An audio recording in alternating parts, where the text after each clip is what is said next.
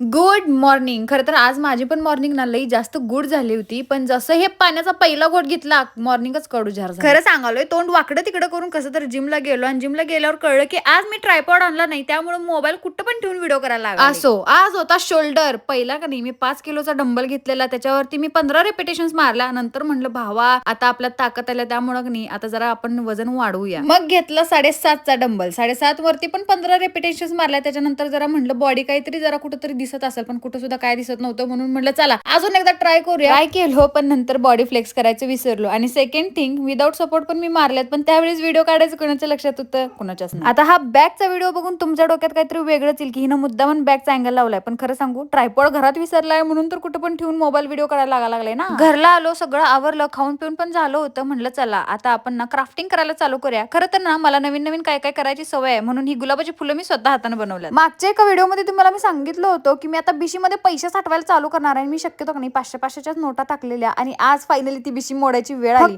फक्त एकच महिना झालं होतं ही बिशी आणून, आणि 1 महिन्यानंतर मी ना पैसे टाकायला चालू केले. त्यांनी 1 महिन्याच्या आतच ही बिशी पूर्ण भरल मला वाटलं पण नव्हतं. बाय द वे, गेस करून तुम्ही सांगा की किती रुपये साठला. आणि हा, ते गुलाबाचं फुल कसं दिसतंय ते पण कॉमेंट मध्ये सांगा.